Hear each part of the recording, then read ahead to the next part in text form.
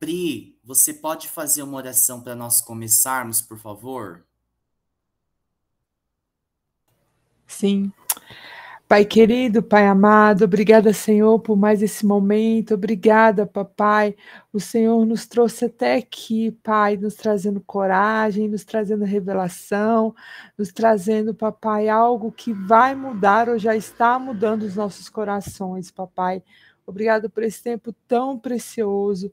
Obrigada, Pai, por esses ciclos que está quase se fechando, papai. E tivemos oportunidade de entrar nessa porta, papai, estarmos agora fluindo no teu rio, Senhor. Papai, nos abençoe esta noite, fala nos nossos corações, para que a gente não perca nada que venha do teu trono, do teu coração.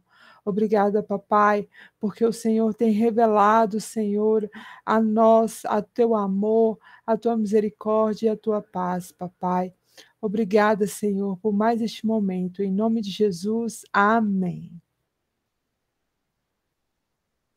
Amém, glória a Deus. Rejane, você poderia fazer uma oração para nós começarmos também, por favor? Pai, bendito seja o teu nome, Senhor. Obrigada, Deus, por esse dia. Obrigada, Senhor, por cada pessoa que está aqui nessa sala. Obrigada por tudo que aconteceu durante esses dias, esses 20 dias, e que está preparado do Senhor para nós hoje. Senhor, nós temos muito que te agradecer pela tua graça, pela tua misericórdia, pelas palavras reveladas, pela direção que o Senhor tem trazido todos esses dias para cada um de nós. Senhor, permanece conosco. Usa a vida de André nessa noite, Senhor. Que todos nós possamos ser canais de bênção, aonde quer que a gente vá, aonde quer que a gente esteja, o Senhor possa utilizar das nossas vidas como vasos de barro nas tuas santas mãos. Perdoa, Senhor, os nossos pecados. Tem compaixão de nós. Nós te pedimos e te agradecemos, meu Deus, em nome do Senhor Jesus. Amém. Glória a Deus. Glória a Deus, pessoal. Então, eu gostaria de compartilhar uma palavra dos nossos corações que está lá em 1 Reis, no capítulo 13. 1 Reis, no capítulo 13. Quando eu estava meditando sobre o que o Senhor queria que ministrássemos nessa noite, me veio muito forte a palavra descontaminação, que foi algo que nós conversamos lá atrás, bem por cima, mas que hoje eu quero trazer aqui um pouquinho mais de fundamento bíblico, também trazer aqui para nós algumas orações para estarmos fazendo e aplicando em nossas vidas, em nome de Jesus. Porque nós precisamos entender que, como filhos e filhas de Deus, nós somos também guerreiros, e um guerreiro que vai à guerra, ele precisa também de uma purificação pós-guerra. E o que nós temos visto e feito hoje é que nós vivemos, parece que de guerra em guerra.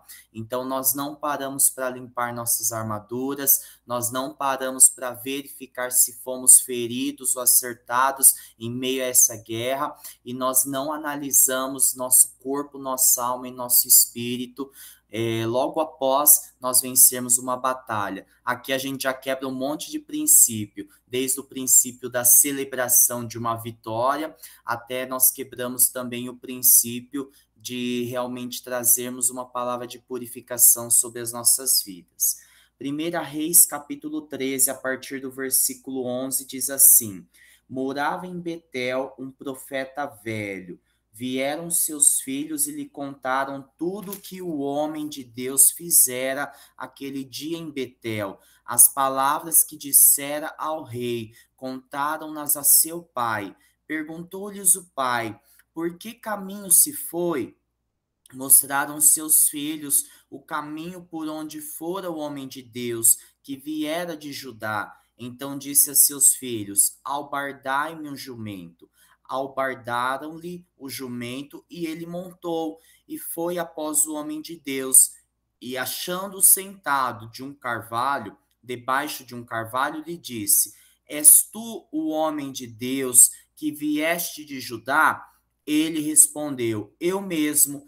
Então lhe disse: vem comigo à casa e come pão. Porém ele disse: não posso voltar comigo, nem entrarei contigo, não comerei pão, nem beberei água contigo nesse lugar, porque me foi dito pela palavra do Senhor: ali não comerás pão, nem beberás água, nem voltarás pelo caminho que porque foste. Tornou-lhe ele: também sou profeta como tu, e um anjo me falou por ordem do Senhor, dizendo: faze-o voltar contigo à tua casa para que coma pão e beba água. Porém mentiu-lhe. Então voltou ele e comeu pão em sua casa e bebeu água. Estando ele à mesa, veio a palavra do Senhor ao profeta que o tinha feito voltar, e declarou ao homem de Deus que viera de Judá, dizendo: assim diz o Senhor, porquanto foste rebelde à palavra do Senhor, e não guardaste o mandamento que o Senhor teu Deus te mandara, antes voltaste e comeste pão e bebeste água no lugar de que te dissera: não comerás pão, nem beberás água, o teu cadáver não entrará no sepulcro de teus pais, depois de o profeta quem fizera voltar, haver comido pão e bebido água, albardou para ele um jumento. Foi-se, pois, e um leão o encontrou no caminho e o matou, e o seu cadáver estava tirado no caminho, e o jumento e o leão parados junto ao cadáver. Eis que os homens passaram e viram o corpo lançado no caminho, como também o leão parado junto ao corpo,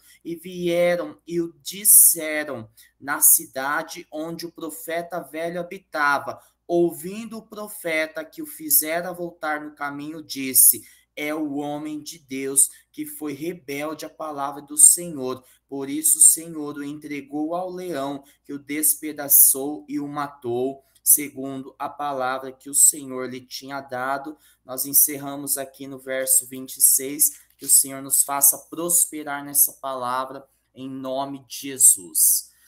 Pessoal, o tema da ministração que eu quero trazer hoje é um balaio entre dois temas, sobre o profeta velho e o profeta novo, mas também sobre contaminação espiritual. E eu quero começar aqui, porque nós começamos lendo sobre um profeta. A palavra do Senhor diz sobre o profeta velho, mas ele não fala sobre a expressão profeta novo. Mas aqui podemos entender que esse que foi chamado pelo Senhor, que obedeceu a ordem para vir lá de Judá até Betel, esse homem de Deus, vamos chamá-lo de um profeta novo, porque eu quero dizer que os céus, o Senhor, ele diferencia um profeta velho de um profeta novo. E essa diferenciação, ela não está na idade e ela não está também na maturidade. Mas o que difere um profeta velho de um profeta novo aqui para nós é o nível de contaminação espiritual que a pessoa ela vive, mas também que ela desvirtua outros a estarem vivendo. Então, o profeta velho, nesse sentido, não é alguém que tem sabedoria, não é alguém que tem maturidade, mas é alguém que vive na contaminação espiritual.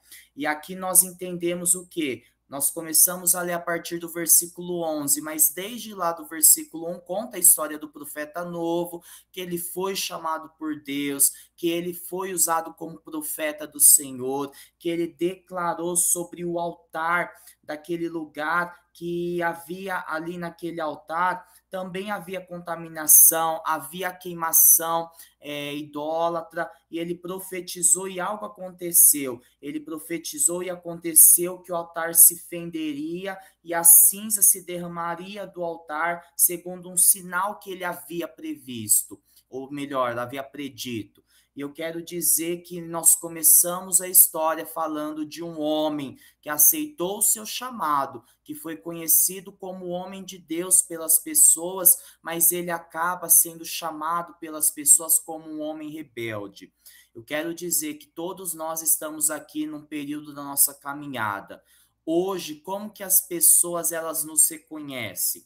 porque às vezes nós falamos e realmente isso é uma boa verdade quando nós dizemos assim: nós não estamos aqui para viver da opinião das pessoas, mas eu quero dizer, assim como eu te disse lá na ministração sobre Moisés na sarça ardente, que uma sarça que queima no fogo do Senhor, ela atrai pessoas.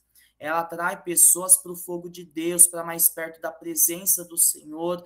E eu quero dizer que se nós somos profetas novos, nós aceitamos o chamado, nós estamos aí na nossa caminhada, nós estamos falando, profetizando e está acontecendo, nós estamos manifestando sinais por onde nós estamos passando. Então, o que será que as pessoas estão falando ao seu redor? Será que elas têm visto essa manifestação do poder do Senhor na sua vida? Porque eu quero dizer que o fim desse profeta novo não foi igual ao seu começo. E algo que o apóstolo Coraiola ele fala bastante é: não importa como você começou, mas como você vai terminar. Então, quero dizer que enquanto nós estivermos aqui na terra, nós precisamos guardar no nosso coração o versículo que diz: quem está em pé, cuide para que não caia. Nós precisamos lembrar daquela lição que nós vimos, que uma coisa é um carvalho de justiça cair, outra coisa é um bonsai. Um bonsai que cai, ele suja no máximo ali um quadrado do seu piso, ou até mesmo 2, mas um carvalho ele pode gerar morte para quem estiver embaixo dele. E aqui nós prosseguimos na leitura e nós vimos que o profeta velho ouviu que tinha um homem de Deus, o tal do profeta novo, que estava ali fazendo coisas em nome do Senhor. E aí os filhos do profeta velho foram e contaram para ele, até que o profeta velho foi atrás do profeta novo e o achou embaixo de um carvalho. E o que acontece? Acontece que o profeta velho, ele chamou e disse assim: ei, profeta, vem comigo e come pão. Só que ele disse assim: não posso voltar contigo, nem entrarei contigo, não comerei pão, nem beberei água neste lugar. Porque qual era a ordem que o Senhor havia dado para esse profeta novo? A ordem que o Senhor havia dado era para que ele não comesse pão, nem bebesse água e muito menos voltasse pelo caminho que ele havia ido para lá. E eu quero te dizer uma coisa: às vezes nós somos convidados para estar em lugares que o Senhor não nos permitiu ir. Às vezes, nós somos convidados a sentar a uma mesa que o Senhor não nos permitiu nos assentarmos. Então, qual que é a grande arma que o Senhor tem nos dado para manter a purificação em nossas vidas? Se chama discernimento espiritual. Porque às vezes nós pisamos em um campo de batalha que o Senhor já havia nos alertado, mas a gente pisa nesse campo de batalha e aí não sabemos depois por que fomos atingidos, não sabemos por que depois estamos mais cansados que o normal. A maioria das pessoas que estão cansadas nesse tempo deve-se ao pelo menos 2 dessas razões. Primeiro, não guarda o seu Shabat, não está guardando o princípio do Shabat, como Priscila ministrou ontem. Mas também uma pessoa cansada nesse tempo é porque ela está fazendo além do que o Senhor a pediu para estar fazendo. E até mesmo podemos ser mais radical, ela está lutando guerras que o Senhor não pediu para ela lutar e por isso que essa pessoa está cansada. Então, nós precisamos também discernir que nós não podemos voltar para o lugar de onde o Senhor nos tirou nesse tempo. Se o Senhor te tirou do lugar da dor, não volte para lá. Se o Senhor te tirou do lugar do medo, não volte para lá. Se o Senhor te tirou do lugar do pecado, não volte para lá. A mesma coisa para todas as maldições de sentimentos e de pensamentos pecaminosos, mas que nos prendem também realmente e nos distanciam da identidade de filho de Deus, tudo isso é um lugar que o Senhor tem nos tirado nesse tempo, e o Senhor diz assim: não volte por esse caminho. E o que acontece, pessoal? O que nós vamos ver nesse tempo? Pessoas que vão sobreviver a esse tempo são pessoas de convicções. Porque o que acontece, pessoal? Acontece que o Senhor tinha dado uma palavra de forma muito clara para o profeta novo. Ei, você não vai comer pão e você não vai beber água. Só que o que acontece? Se eu ouço a Deus, mas essa palavra que eu ouvi do Senhor, ela não se torna uma convicção, sabe o que vai acontecer? Qualquer vento contrário vai me desvirtuar do caminho. Então vamos lembrar de um tal de Daniel. O que estava acontecendo com Daniel ali? Foi decretado que não podiam adorar nem orar a um outro Deus se não fosse lá ao que eles tinham estabelecido. Só que o que aconteceu com Daniel? Ele tinha uma convicção no seu coração. É algo que vai além de um costume, é algo que vai muito além de uma ideia, e ele abria a sua janela e por 3 vezes ao dia ele orava, e a palavra do Senhor diz assim, como acostumava a fazer. O que acontece? Às vezes a gente fala assim, nossa, costume é ruim porque nos coloca dentro de um padrão, mas olha esse costume de Daniel. Daniel costumava orar 3 vezes por dia, por isso que ele acabou indo para a cova dos leões.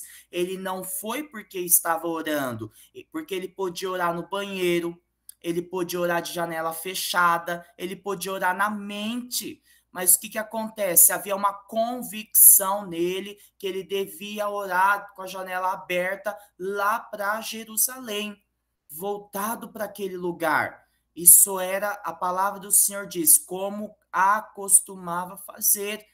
Então, nós precisamos entender que nesse tempo, o que vai nos alinhar, nos vai nos posicionar no Senhor e nos vai fazer resistir a toda e qualquer doutrina contrária, serão as convicções que eu e você nós carregamos.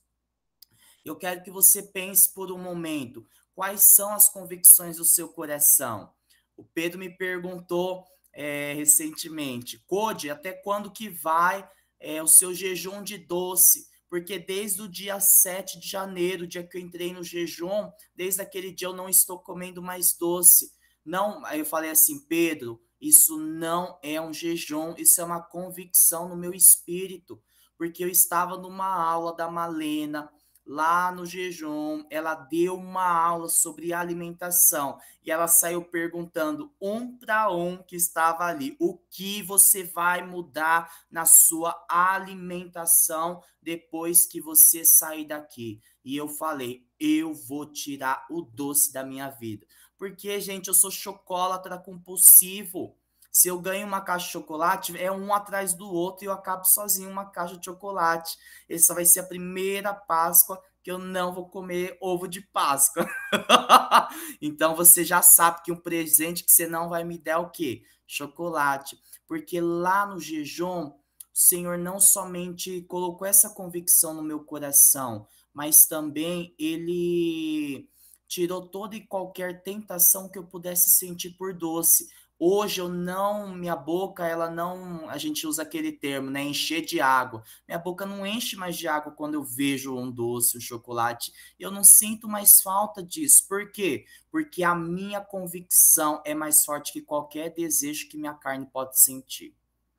A convicção no coração de Daniel era mais forte do que todo e qualquer decreto que poderiam ser feito contra ele. E o que acontece? O que falta na vida das pessoas muitas vezes é uma convicção. E o que a convicção está relacionada com uma outra palavrinha-chave? Vamos lá. A tananana é a certeza de piriri pororó, a convicção de piriri pororó. A convicção está relacionada à fé, gente. Hebreus 11:1. Então, se eu e você nós não sabemos em que nós temos convicção, é porque nós não temos fé em nada. Eu quero que você pare aí por um momento, enquanto eu pego aqui meu carregador. Eu quero que você pense consigo mesmo qual que é a convicção de algo que o Senhor disse e que você tem que carregar no seu coração nesse tempo.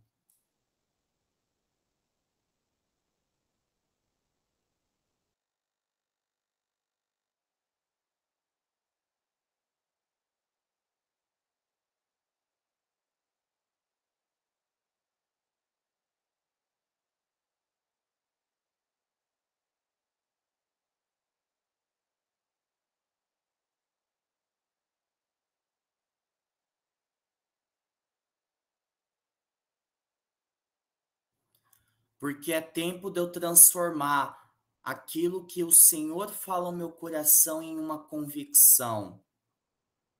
Em nome de Jesus, para que não venhamos a fazer como o profeta novo veio a fazer aqui. Porque o que acontece, gente? Você já passou por aquela experiência aonde parece que você sempre recebe a mesma palavra profética, só muda as palavras do português, mas as palavras do Espírito são a mesma. E algo que o profeta Amaro ele dizia é que Deus não fala nada novo enquanto eu não obedecer aquilo que o Senhor já falou comigo. E eu passei por isso com o profeta Amaro, foi muito interessante, porque eu estava no primeiro ano do ensino médio, e ele chegou e perguntou, qual é o curso que você vai querer fazer na faculdade? Aí a primeira resposta que eu dei foi, não sei. Aí ele falou assim, nossa, nunca vi esse curso aí. Aí a gente começou a rir, e aí ele trouxe um direcionamento.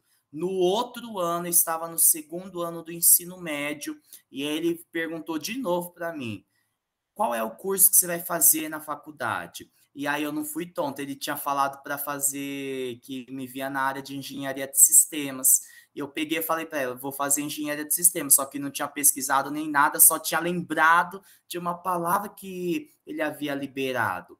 E aí ele, amém. Aí ele complementou mais um pouco. Terceiro ano me perguntou de novo, pá. Quarto ano perguntou de novo, pá, porque o meu ensino médio foram 3 anos e meio, na época que eu fiz no Instituto Federal, era o ensino médio técnico, e aí o que acontece? Eu entrei na faculdade, ele não sabia que eu entrei na faculdade, e o que aconteceu? Ele nunca mais me perguntou qual curso eu ia fazer. Por quê? Porque o Espírito do Senhor, ele se move e ele entende o que nós estamos vivendo, o período que nós estamos vivendo. E cada vez que o profeta vinha e me perguntava, sabe o que o Senhor estava gerando no meu coração? Ele estava gerando uma convicção de qual era o futuro que eu estava traçando para a minha vida. E aí nós continuamos aqui, porque aí o profeta novo se posiciona, mas o profeta velho, ele volta e fala, também eu sou profeta como tu, e um anjo me falou por ordem do Senhor, dizendo, faze-o voltar contigo à tua casa, para que coma pão e beba água, porém mentiu-lhe. Então voltou ele, comeu pão em sua casa e bebeu água. Eu quero destacar para vocês, pessoal, algumas características do profeta velho. Lembrando que o profeta velho é aquele que quer trazer contaminação para as nossas vidas. A primeira característica de um profeta velho é esse aqui. Também tornou-lhe ele, também eu sou profeta como tu. Porque o profeta velho, ele não tem mais experiências com o Senhor. O profeta velho, ele vive das experiências do passado.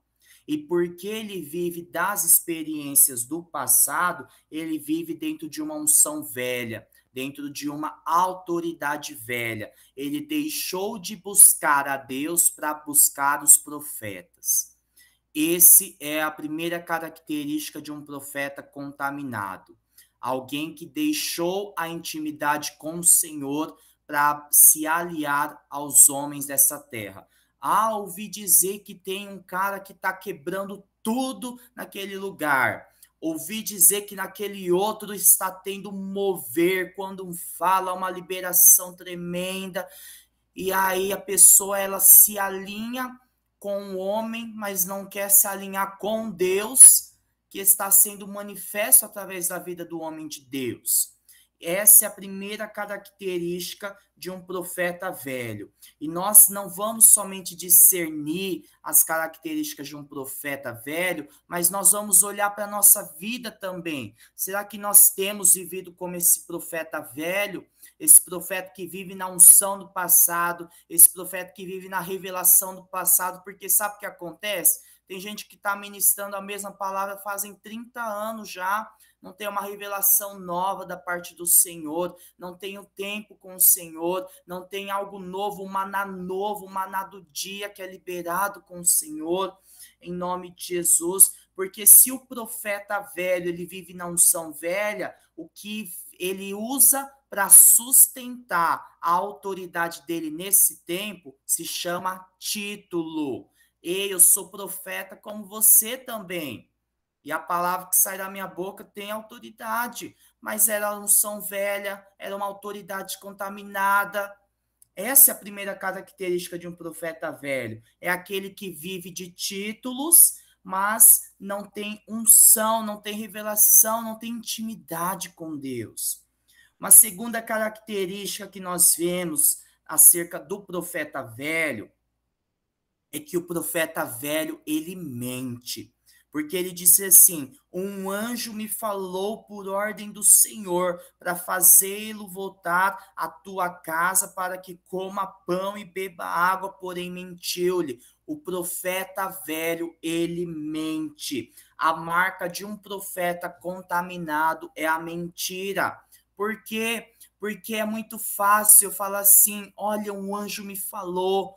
Olha, Deus me falou isso, isso, isso. Nós temos que cuidar nesse tempo, porque muitas pessoas têm usado o anjo me falou, têm usado Deus me disse para falar algo que vem da alma, para falar algo que vem da carne e não vem da parte do Senhor. Por isso eu reitero aquilo que foi dito, uma das armas que o Senhor tem liberado e que nós precisamos buscar no Senhor é o discernimento de espíritos. Porque muitas vezes o Senhor disse, sai desse lugar, mas aí a voz, alguma voz que eu ouvi, seja a voz interna ou uma voz externa, me diz, não, continua ali, e eu continuo ali, ali tem sido o lugar da minha morte. E aí o Senhor fala assim, ei, não faça isso. Aí a minha alma, seja a minha alma, uma voz externa fala assim, não faça aquilo, vai fazer aquilo sim. Aí eu vou ir lá e faço, e aquilo tem sido lugar de morte, porque o Senhor disse assim, não faça mais isso. Então nós precisamos começar a entender que se eu estou querendo acrescentar algo ao que Deus está falando, é porque eu tenho me movido já como um profeta velho. Eu estou trazendo contaminação. Às vezes, por exemplo, vamos supor que eu discipulo aqui, vou usar um nome fictício, a Joelma. Eu discipulo a Joelma aqui. E aí eu sei, por exemplo, que a Joelma tem um problema em relação a orgulho. E é muito fácil eu virar para a Joelma e falar assim, ei, Deus está te falando que você tem que alinhar a questão da humildade no seu coração. Por quê? Porque eu jogo a responsabilidade para Deus quando a minha responsabilidade como discipulador é alinhá-la face a face. Então, às vezes, nós estamos falando, Deus me disse isso, Deus me disse aquilo, porque a gente, na verdade, teve uma impressão de algo que nós queremos alinhar na pessoa, mas a gente não tem coragem de falar com ela. Então, quero que, se você é algum líder aqui, você olha para a pessoa, você sabe o que os seus discípulos eles precisam ouvir nesse tempo, mas não use o nome de Deus para disfarçar uma covardia no seu coração. Para dizer, Deus disse isso, Deus disse aquilo, quando na verdade é você que precisa dizer.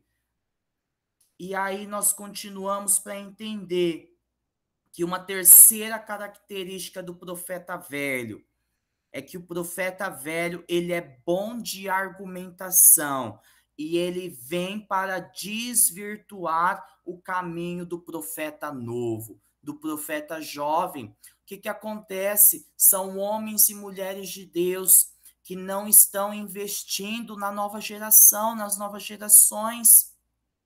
São homens e mulheres de Deus que não estão querendo deixar um legado, deixar uma herança espiritual. Estão vivendo para construir impérios e não para expandir o reino. E nós precisamos cuidar com isso, porque o profeta velho, ele vai trazer uma palavra para que o profeta jovem venha se contaminar.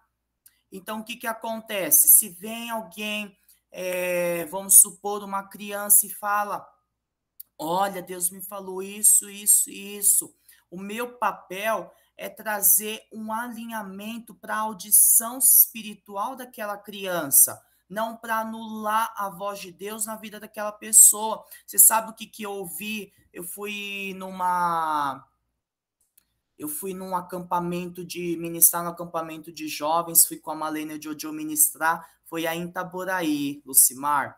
E o que que acontece? Ali uma adolescente, ela fez uma oferta ao Senhor. E o que que ela ofertou? Ela ofertou o celular dela. E o que que acontece?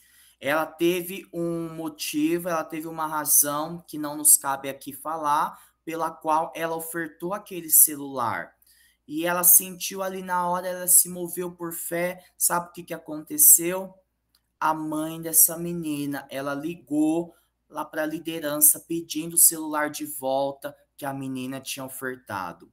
Porque às vezes o profeta velho tem sido os pais e as mães da nova geração.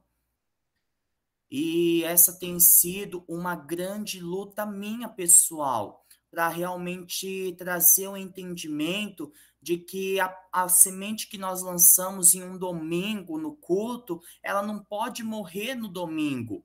Ela precisa ser cultivada na segunda, na terça, na quarta, na quinta, na sexta, no sábado. E nós precisamos entender que, na verdade, o que tem matado o profeta novo na vida da nova geração tem sido até os pais. Hoje nós vemos, por exemplo, muita gente que está crescendo numa bolha do não faça porque vai se machucar, numa bolha do não se arrisque porque você pode cair, numa bolha dizendo você não pode ter maturidade, eu vou cuidar de você para sempre. Isso é uma característica matriarcal, né? Não falando mal das mães, mas uma questão de uma igreja pastoral até mesmo, aonde só quer deixar as pessoas debaixo das asas. Eu quero dizer que nós precisamos lançar crianças, adolescentes, para que eles venham ter a sua experiência com o erro também. Não estou falando com pecado, porque pecado não é erro. Estou falando de errar também. Porque todos nós que começamos, nós tivemos nossas faltas e nós tivemos também nossos excessos. E o equilíbrio, ele vem pela maturidade que é construída pelo exercício, pela prática. Então, nós precisamos também permitir, é aquela coisa, né? Até achei engraçado, porque o que, que tem acontecido no maternal lá da escola? Algumas crianças hoje que têm 2, 3 anos, elas nasceram na pandemia, dentro de um contexto onde elas não saíam de casa por causa daquele medo todo. E o que, que aconteceu? Aquelas crianças não conseguiram adquirir resistência imunológica. E hoje, vira e mexe, tá doente. Um dia tá doente, outro dia tá bem. Um dia doente, outro dia tá bem. Por quê? Porque não foram expostas ao crescimento. E é aquela coisa, eu posso escolher entre dois tipos de dores. Ou a dor do crescimento, ou a dor do arrependimento. Se eu não escolher passar pela dor do crescimento, porque eu quero dizer que crescer dói, gente. Talvez alguém que cresceu aqui sente aquela coisa, sente a dor nos ossos. O meu siso está nascendo aqui, eu ainda não tirei ele. Meu siso está nascendo. Gente, minha gengiva chega, parece que é aquele negócio que quer estourar. Pá!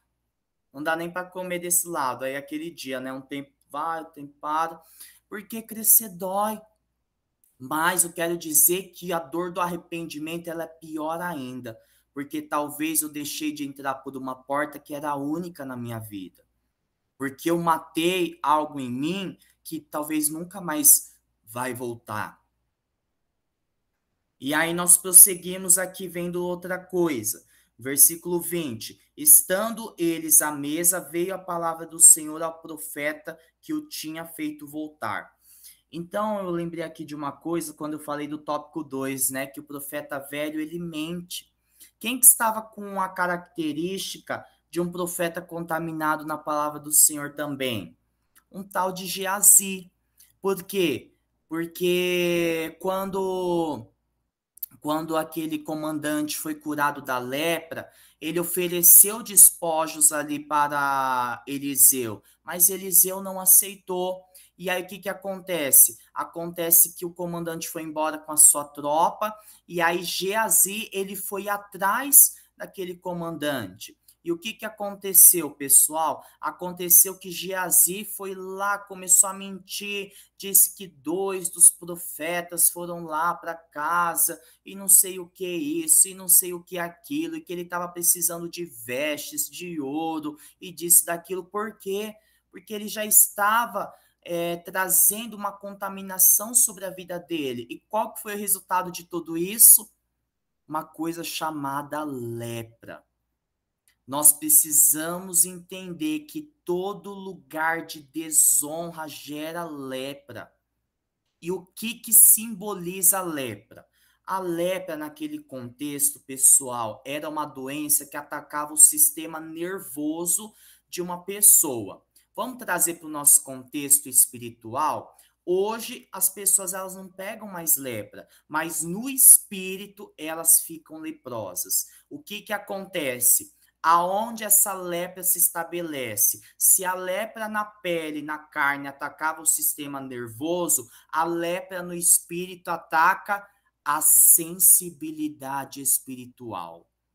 Toda pessoa que se move em desonra e acaba tomando e pegando a lepra sobre si, sabe o que que acontece? Ela tem dificuldade para se mover profeticamente.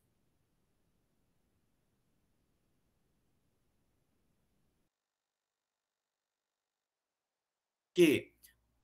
Porque a lepra, ela traz bloqueio na sensibilidade espiritual de uma pessoa. E só aqui entrando no tema da honra, porque eu amo, gente, ministrar sobre honra. Mas só entrando aqui um pouquinho nos spoilers, o que que acontece, gente? A gente vê que Miriam desonrou Moisés. Miriam desonrou Moisés, e o que que aconteceu? Miriam também ficou leprosa, certo? Só que a gente olha para essa história, a gente pega alguns pontos que a gente fala assim, meu Deus, a coisa é séria demais. Vou dar só um ponto aqui para a gente não se estender. Quem foi a única pessoa que poderia ter tirado a lepra daquela de Miriam? A resposta é o próprio Moisés. E o que que nós aprendemos com isso? Que se eu desonrei uma autoridade X, a autoridade X é a única que vai ter a autoridade para tirar a lepra que estava sobre a minha vida por causa da desonra. Se eu desonrei uma liderança Y, a liderança Y é aquela que vai ter autoridade para remover, para orar sobre mim e tirar a lepra de mim. Aconteceu uma vez aqui na escola Vida no Espírito. Eu atendi uma mulher, na época que eu fazia, tinha uma época que eu fazia atendimento com o pessoal do Vida Individual quase todo dia. E aí eu atendi essa mulher e ela começou a contar um pouquinho da história da vida dela. Eu não lembro nem se foi a Pri que estava comigo nessa ministração. Eu até esqueci o nome da mulher. Ah, eu acho que era a Pri que estava. Era que ela queria ser até discipulada pela Pri. E o que que acontece? Ela saiu da igreja onde ela estava. E eu perguntei para ela como que foi esse processo de saída de igreja. Por quê? Gente, batata. Metade para mais do pessoal que fica saindo de igreja é tudo debaixo de desonra. Vamos lá ouvir a história. E aí ela saiu, como que ela saiu? Um dia ela decidiu parar de ir. E aí ela deixou de ir. E aí ela parou de ir e tal. Aí eu já peguei e já falei assim, minha irmã, presta atenção. Não sei qual que é o resto da história e não sei se eu estou sendo precipitado. Mas você está vivendo o que está vivendo porque sua história já está marcada pela desonra. A partir do momento que você começou a tomar essa decisão doida, você já está em desonra. E aí ela contou que depois disso nunca mais voltou para a igreja. Aí eu falei assim, sabe o que está acontecendo, irmã? A sua apóstola está se perguntando até hoje por que que você saiu da igreja. A sua apóstola está até em dúvida até hoje por que que você nunca mais voltou. Ela está no coração dela perguntando até hoje se algo aconteceu com você que deveria ser reparado. Então, o que que você vai fazer? Você vai lá na casa dos seus ex-apóstolos, ex não, porque você, na verdade, quebrou uma aliança aí, e toda quebra de aliança, ela traz consequências. Eu quero dizer uma coisa para vocês, que vocês podem ficar até em choque, mas quero que vocês analisem isso à luz da palavra depois. Deus está em todas as alianças que acontecem na terra, seja do crente e seja do descrente. Mas aí, continuando, e você volta lá e você vai pedir perdão para sua discipuladora e você vai levar uma oferta também de remissão daquilo que você fez. E ela, ai meu Deus, mas voltar. Por quê, gente? Se tem fantasma me perseguindo, é porque tá com brecha aberta. Se você olha para um lado e vê um ex-marido, se você olha para um lado e vê uma ex-mulher, se você olha para um lado e vê um pai que era agressivo, se você vê um lado e vê uma mãe que te abandonou, são fantasmas que estão nos acompanhando. E fantasma não se enterra, fantasma não se mata, fantasma se resolve. E o fantasma dos apóstolos estava lá perseguindo ela. Eu falei assim, não eram os apóstolos que estavam perseguindo, mas a culpa, né, de ter sido deixada, né, de deixá-los e tal. E aí ela foi lá, ela fez isso. Ela falou assim que quando ela pediu perdão, a apóstola começou a chorar na frente dela. E ela disse assim para essa mulher: isso foi cura para minha vida. E ela agradeceu. E o que que aconteceu, pessoal? Aconteceu que ela me mandou depois um áudio chorando e falou assim que foi uma das melhores experiências que ela passou, uma experiência de restituição. Então, quero dizer, pessoal, que realmente nós não podemos fazer coisas a rodo e pensar que essas coisas a rodo vão se consertar também de qualquer forma. E eu acho esse versículo 20 muito interessante. Estando eles à mesa, porque eu quero dizer que existem mesa de comunhão, mas existem mesa de contaminação. E nós precisamos discernir qual que é a mesa que nós estamos nos assentando. Porque existe o pão da glória, mas existe também o pão da contaminação. Existe a água pura que vem do Senhor, mas existe também a água da rebelião. Então, estando à mesa, veio a palavra do Senhor e disse: assim diz o Senhor, porquanto foste rebelde à palavra do Senhor e não guardaste o mandamento que o Senhor teu Deus te mandara, antes voltaste e comeste pão e bebeste água no lugar que te dissera: não comerás pão, nem beberás água, o teu cadáver não entrará no sepulcro de teus pais. E qual que é o fim desse cara? O fim do profeta novo foi a morte, porque por vezes a contaminação espiritual, ela gera morte nas nossas vidas. E eu quero dizer uma coisa aqui para nós orarmos sobre isso. Eu quero dizer que a maior fonte de contaminação espiritual nas nossas vidas se chama desobediência. Desobediência me coloca num lugar aonde eu abro brechas para me contaminar espiritualmente. E eu quero dizer que a contaminação espiritual, ela pode vir tanto por uma ação minha, e ela entra na minha vida pelos meus sentidos espirituais. Então, vamos lá dar um exemplo. Visão espiritual. Tinha uma mulher, que a palavra do Senhor nem fala o nome da mulher, mas ela é lembrada até hoje numa música doida chamada A Mulher de Ló, que eu amava cantar essa musiquinha. Não tô falando mal da musiquinha, tá? E o que que acontece?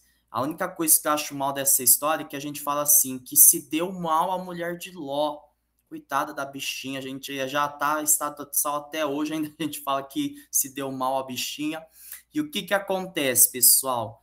Mulher de Ló olhou para um lugar que o Senhor disse que não era para olhar. Olhar aquilo que o Senhor impediu de olhar é desobediência e gera contaminação espiritual. Nesse caso, a contaminação espiritual da mulher de Ló trouxe sobre ela o quê? Morte. O que que é uma estátua? Uma estátua é aquilo que está paralisado. Quando eu abro brecha para que a contaminação espiritual entre na minha vida, eu começo a me paralisar. Se alguém aqui está vendo que alguma coisa na sua vida está paralisando, ou em algum momento paralisou, pode ser porque você permitiu que a contaminação entrasse na sua vida. Um exemplo, então, de uma contaminação na audição espiritual.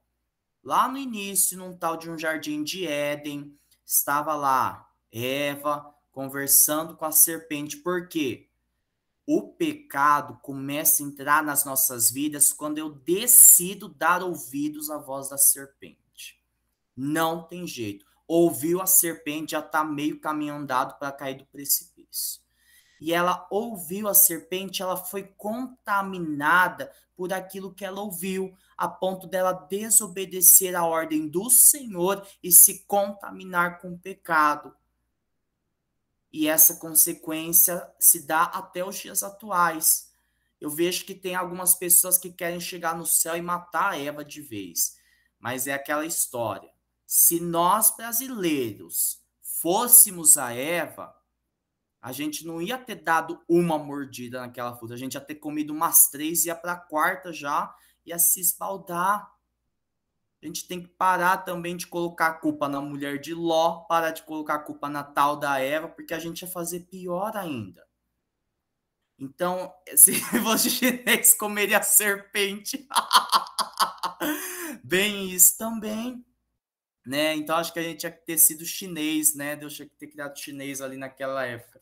Mas aqui, para a gente encerrar essa palavra de contaminação espiritual, eu quero dizer que desobediência é pecado até os dias de hoje.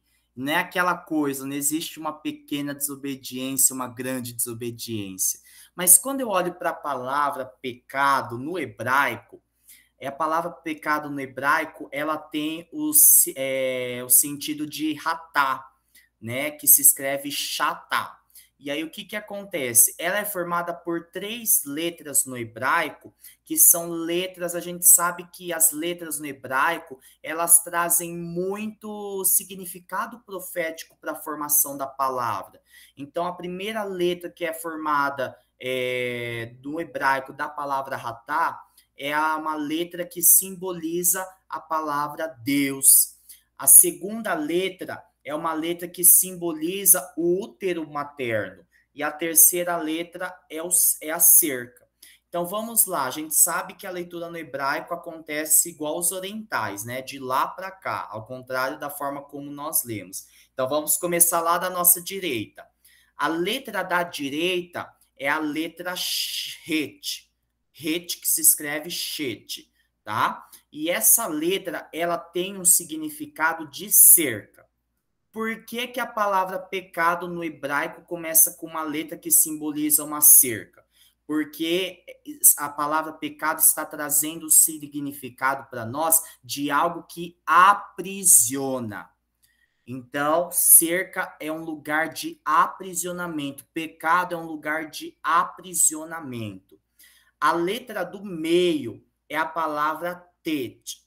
E o que significa? Tet tem 2 significados, tanto o significado de um número 9, quanto o significado de um útero materno. E o que essa letra do meio, que forma a palavra pecado no hebraico, nos diz? que a palavra tete, a letra tete, no sentido de útero materno, ela está dizendo para nós, o que é um útero materno? É algo que gera, que faz parte de você e que uma hora vai nascer. É um processo natural. O pecado, o que o pecado faz conosco? O pecado, quando nós pecamos, é como se nós estivéssemos gerando algo. O pecado nos faz achar que aquilo que nós estamos gerando vem de nós. Então, o pecado faz com que nós geremos algo. E o que acontece? Uma hora isso traz à luz. Todo pecado ele tem um fim chamado sair das trevas para a luz. Mas também ele tem um significado, porque a letra T ele lembra muito um vaso, onde as coisas elas são depositadas, né? Assim como o útero materno, um lugar onde é depositado, um lugar onde é gerado. Então nós precisamos entender que o pecado ele lembra cerca, lugar de aprisionamento, útero materno, um lugar de que você gera, e o pecado ele traz essa confusão dizendo que aquilo é sua identidade, dizendo que pecado ele faz parte da sua vida, fazendo com que você tenha esse pecado por prática na sua vida, só que o que a gente não sabe é que tudo aquilo que está sendo gerado uma hora vem à luz. Só que o mais interessante que eu vejo na palavra pecado no hebraico é a letra da esquerda, porque a letra da esquerda é a letra Aleph. E a letra Aleph é a primeira letra do alfabeto hebraico, que significa que aponta para Deus. Olha só que interessante, na formação da palavra pecado no hebraico está o significado de Deus. Sabe o que isso nos diz, pessoal? Que mesmo quando nós pecamos, nós sempre temos a escolha de voltarmos para o lugar certo. Quando nós pecamos, nós sempre temos a escolha de nos arrepender. E Code, o que vai tirar a contaminação espiritual da minha vida por causa da desobediência? Se chama arrependimento e o sangue do Cordeiro. Eu quero fazer uma oração agora com você, nesse momento. Eu quero que você faça essa oração. Examine onde você está, a sua vida.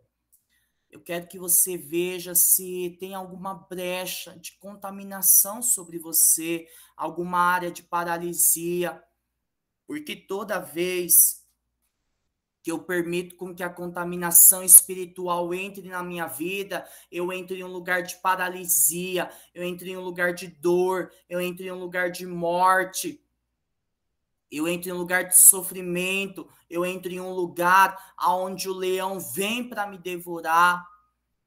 Eu quero dizer que o Senhor está conservando aqui nesse lugar a minha e a sua vida, para que não venhamos ter o mesmo fim que o profeta novo teve. Oh, Pai, nessa hora, Senhor, nós oramos ao Senhor, Pai, e nós pedimos para que o Senhor venha, Senhor, com a sua presença nesse lugar.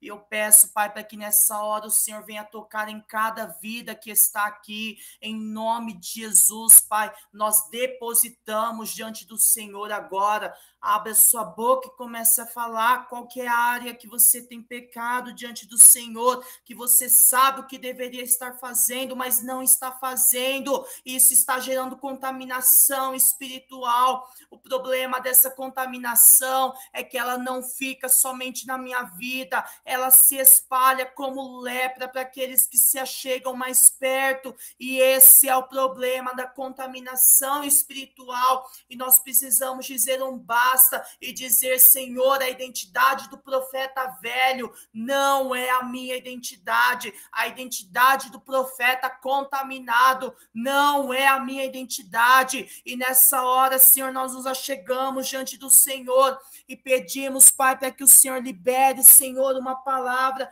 de purificação sobre as nossas vidas. Nessa hora, Senhor, nós nos arrependemos diante do Senhor e pedimos, Pai, para que o Senhor venha Venha nessa hora, Senhor, nos limpar corpo, alma e espírito com o seu sangue, em nome de Jesus, Pai, em nome de Jesus. Libera, Senhor, anjos para estarem recolhendo, Senhor, toda e qualquer contaminação espiritual que foi liberada sobre as nossas vidas, Senhor, mas também contaminação espiritual que nós liberamos para outras pessoas, Pai, em nome de Jesus. Recolhe, Senhor, tudo aquilo, Pai, que não veio da sua parte, que foi liberado sobre nós, mas que também nós liberamos sobre outros, porque nós sabemos que um profeta contaminado, Senhor, ele é um profeta que não busca mais a Deus, é um profeta que acha que já tem tudo, é um profeta que pensa que o seu título pode sustentar, Senhor.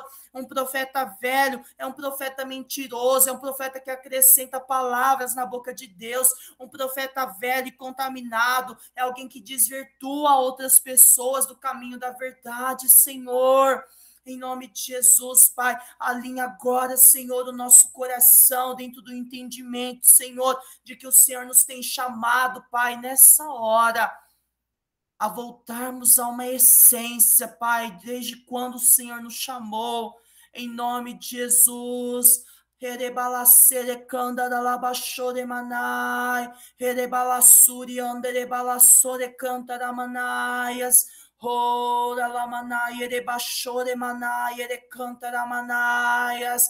Limpa, Senhor, o coração de cada um aqui que está clamando ao Senhor, de cada um que está colocando a sua vida diante do Senhor, em nome de Jesus, em nome de Jesus. E agora eu quero que você pegue o óleo da unção, eu quero que você unja a sua mente nessa hora, porque nós vamos fazer uma oração para a purificação das nossas vontades nessa hora, em nome de Jesus. Pai, nós nos ungimos agora com o óleo do Senhor, para que esse óleo venha quebrar, Senhor, todo e qualquer jugo nas nossas vidas, em nome de Jesus. A unção quebra todo jugo, despedaça o jugo do pecado, da desobediência e da unção contaminada sobre nós, em nome de Jesus. Repita assim comigo a oração para purificar a nossa vontade, em nome de Jesus. Senhor, reconheço que há em mim a vontade contaminada de, e eu quero que você fale qual tem sido a vontade contaminada no seu coração. Será que é por algum vício? Será que é por alguma tentação? Será que é por mentir? Será que é um vício por deixar de ofertar, por deixar de dar ao Senhor o que é dele? Será que é alguma vontade contaminada de abraçar outras coisas e se esquecer, colocar o Senhor em segundo plano? Em nome de Jesus, apresentamos, Senhor, essa vontade contaminada. Continue repetindo. E que muitas vezes tenho cedido a essa vontade carnal. Por isso, peço-te perdão. Mas agora, fazendo uso de meu livre-arbítrio, decido crucificar essa vontade, rejeitando-a de forma definitiva da minha vida, e de modo a fazer prevalecer o teu querer, ó Pai Celestial, mediante a direção do teu Espírito. Senhor, queima com teu fogo, com o fogo do teu Espírito, toda a impureza da minha alma, toda a impureza da minha mente, toda a impureza do meu coração, toda a impureza da minha vontade, e lava-me com o meu interior, todo o meu interior, com a tua palavra. Restaura minha alma, Senhor, a condição que tu me criaste, cancelando tudo que Satanás alterou e reprogramou no meu interior. Desfaz, ó Senhor, os sofismas e as perturbações que Satanás colocou em minha razão e em meus pensamentos, de forma que a minha mente passe a funcionar agora, de forma como o Senhor planejou. Passamos a espada do Espírito, que é a palavra de Deus, de modo a separar a alma e espírito, eliminando toda a atadura da escravidão e todo jugo e amarra com que Satanás havia me prendido para fazer a vontade dele. Eu me desligo de todo o encantamento que tem atingido as minhas vontades e anulo toda a fortaleza erigida pelo inimigo em minha mente.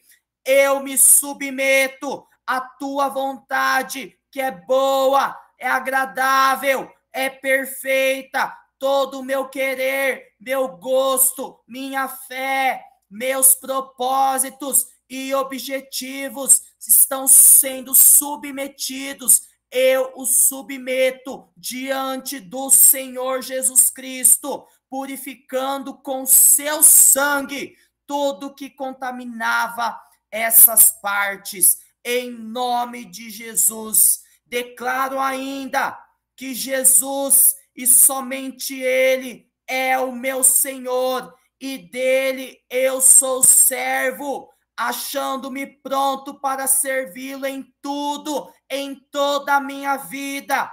Expulso da minha vida, em nome de Jesus, qualquer outro senhor.